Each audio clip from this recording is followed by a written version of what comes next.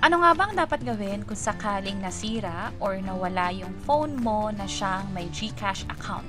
Tara, pag-usapan natin. By the way, kung first time mo sa channel na ito and gusto mo pa ng mga online tutorial videos katulad nito, please click the subscribe button. Dito sa GCash, pwede mong i-recover yung account mo dati. Yun nga lang, recently, parang wala na yung recover account na option. Pwede nyo i-check sa side ninyo kung new account na lang ba talaga yung nakikita. Hindi natin alam kung ibabalik to ng GCash. Pero just in case na nawala yung phone ninyo, ang unang dapat gawin ay ipablock muna ito. At ano yung dapat tandaan pag nawala yung SIM card? Iga-guide din naman kayo ng customer support tungkol dito. Pero pag nawala yung SIM number na siyang nakalink sa GCash o yung phone nga na yun na may access sa GCash account ninyo, pwedeng tumawag agad or mag-chat sa GCash para nga naman mas mabilis. At mula doon, ibablock na yung account, ang pinakatatandaan ay bibigyan dapat kayo ng ticket number. At yung ticket number na yon ang siyang gagamitin ninyo kapag i-unblock nyo na yung account nyo. Just in case na gagamitin nyo yung same number kapag i-access nyo ulit yung GCash account ninyo. So, meron dalawang option pag nawala yung GCash, pag pina-deactivate at ipapa-activate ulit to. Una, pwede kang gumamit ng same na phone number, katulad ng nasabi natin kanina. Pangalawa, pwede naman bagong SIM number. Pero ano yung dapat natin gagawin? Sa old SIM number or sa same phone number ninyo sa GCash, pumunta muna kayo doon sa network provider ninyo, Mapa Smart, TNT, Gomo, dito or sa Globe. Ang kailangan nyo i-provide ay yung valid ID and also notarized affidavit of loss just in case na prepaid account iyon. At kapag active na ulit yung phone number niyo na yon, pwede nyo na ulit ipang-access sa GCash. Tatawag ulit kayo o mag-reach out kayo sa GCash support para ipa-unblock yung GCash account niyo. Pero, paano naman kung bagong phone number na yung gusto ninyong gamitin for your new GCash account? Kapag ganun, ay mag-register ulit kayo sa GCash. Ilalagay nyo na yung bagong phone number and then mag-proceed lang sa mga next step, katulad ng pag-enter ng OTP, katulad nito. And then, new account na ipipiliin natin. And from there, ipoprovide nyo lang yung mga information na ihingin, katulad nito, complete name, maging yung sa email address, nationality, source of funds, at yung address nyo na din. Dito sa registration, wala pang valid ID na hihingin sa inyo. I-set up din ng MPIN for your GCash password. Agree sa terms and conditions and hit confirm. I-register din ang panibagong device for your GCash account. This is for account security mo na din, kaya mas maganda na gawin ito at required talaga itong gawin for your GCash registration. Kapag okay na, ang next step naman ay ipa-verify ito. Sa pag-verify ng account ninyo, tataas ang wallet limit ninyo up to 100,000 pesos. At sa pag-verify, mangangailangan na ito ng selfie at ng valid ID ninyo.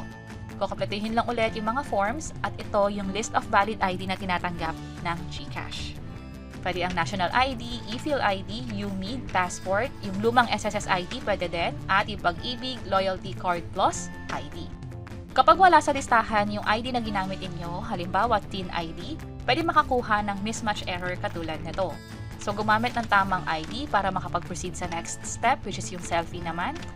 Sa selfie, merong direction sa bandang taas kung paano yung tamang pag-selfie. Either lalayo kayo or lalapit pa kayo sa camera para sa close-up shot. And then from there, magkukompleto na lang kayo ng the rest na information dito sa form. At kapag okay na, sa bandang dulo, sasabihin sa inyo na bine-verify na yung account.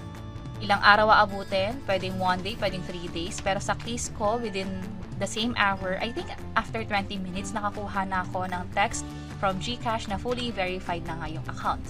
At kapag na-verify na yung account, doon na lalapit sa GCash ulit para ipatransfer yung mga services katulad ng sa Borrow, sa GSave, G-Insure. Yun nga lang, dahil new account ito, hindi ito exactly magiging kapareho nung dati yung GCash account. Ano ibig sabihin nito? May mga services or features na pwedeng matransfer doon sa bagong GCash account na may bagong cellphone number. Katulad ng Borrow nga, GSave, G-Insure, maging yung balance mo pwedeng i-transfer. Pero yung iba, hindi na pwedeng matransfer. Katulad ng sa G-Score, G-Forest, yung previous transaction history, hindi na yun maa-access, at maging yung sa piggy bank. Kung sakaling meron kayong GSave account, yung CIMB lang ang pwedeng mabago yung cellphone number. Para sa ibang bank na inopen nyo via GCash katulad ng Uno Bank, Maybank, BPI, or Cebuana Duilier, kailangan nyo lumapit doon sa mismong partner bank para baguhin yung cellphone number. And finally, yung old number ninyo sa GCash, hindi na siya pwedeng magamit to access GCash. Mapa new registration man yan or yung pag-access lang sa usual na account ninyo. So ultimately, block na yung number na yon. Yung bagong phone number ninyo sa GCash, siya na yung pinaka magiging main account ninyo at matatransfer yung ibang services. Katulad ng GStocks PH, yung sa GSave na CIMB, GCash Card, Pera Outlet, GCrypto, GLoan, GCredit, GGives, at GInsure.